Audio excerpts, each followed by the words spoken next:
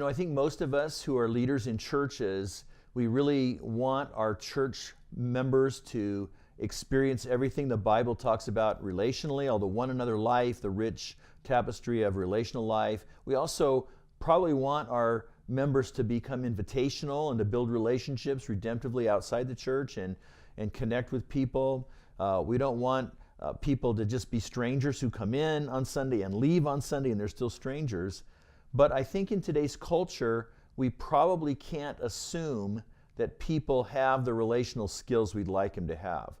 And so I think we've been discovering that we kind of have to back up and help people learn to be friends and learn to be more relational. So that's really what we want to address today in this conversation, is how we as leaders can help our members to become better at making and being friends. And so let's talk about, how do we motivate people to realize that that's really something that's important? Right. I think that is the starting point. I think to get people to invest in relationships, they first need to have an understanding, a commitment to the value of relationship. Mm-hmm. It's so easy to get caught up, but relationships are actually a good thing. They're very beneficial and they're a good thing for us.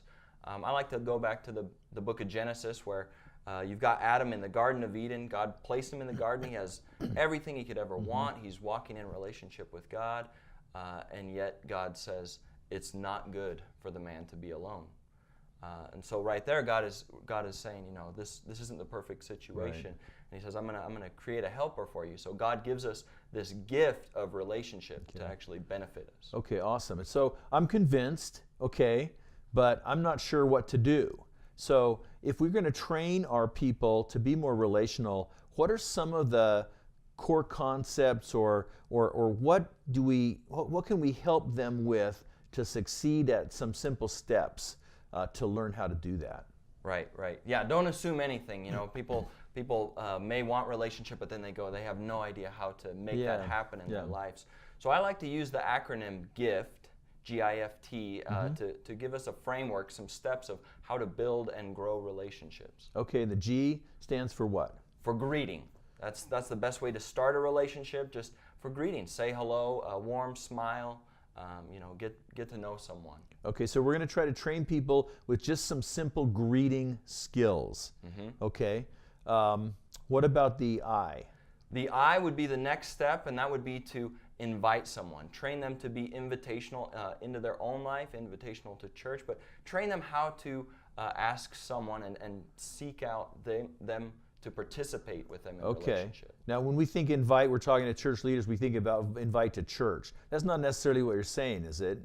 No, not necessarily. It's anything in their life, any sort of time where you can spend time together. So I like to think of the other person's interests or what I think they would like. So if I'm trying to build a relationship with somebody who's good at sports, I might invite them to a sporting event, for example. All right. So we can help people think strategically about the areas in people's lives where they can invite them into the next step of relationship. Right. Okay. Right. And then the F is what? Follow-up. So once we start a relationship and we've done a few things together, it's really, we're entering the maintain, the grow mode, and a lot of that is just going to be consistent follow-up. Okay. Meaning, so what does that mean in terms of, give me a couple of examples of how a person would follow up with a new friend. Just checking in from time to time. You could send them a text, you could send them give them a phone call, or just when you run into them consistently, and just try to think, where did we leave our relationship? Okay, Let's go back and jump in at where that conversation left off. Right. So we're going to train people to think about that. And then the T. The T is all about thanking the people in your life, and it's just such a critical part to really nourishing the relationship, letting them know that you appreciate, not only the time you spend together, but just having them in your life.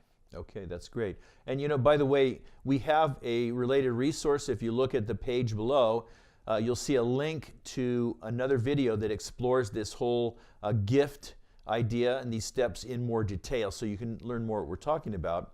But as we're training people then to become friendly, they're going to run into obstacles. Mm-hmm. So then how do we help them to deal with maybe disappointments along the way. Absolutely. I would say, as a leader, as a pastor, your role is going to go into that of the encourager. Okay. Because obviously building relationships is a lot of work, and it's frustrating. It doesn't always go the way we want. And so as your people are out there trying to grow relationships, they're going to need encouragement. They're going to need you to consistently say, hey, it's all right. It's all right. How are you? Let's focus on what's going right, and maybe I can help you with one of those letters. You're having trouble inviting people. Let me help you with that. Right. So you would be the encouragement. You can become kind of coach and encourage along the way. That's great. So let's finish by giving our viewers, what would be, if I want help people to grow in this, what would be maybe one practical step that I could encourage people to take?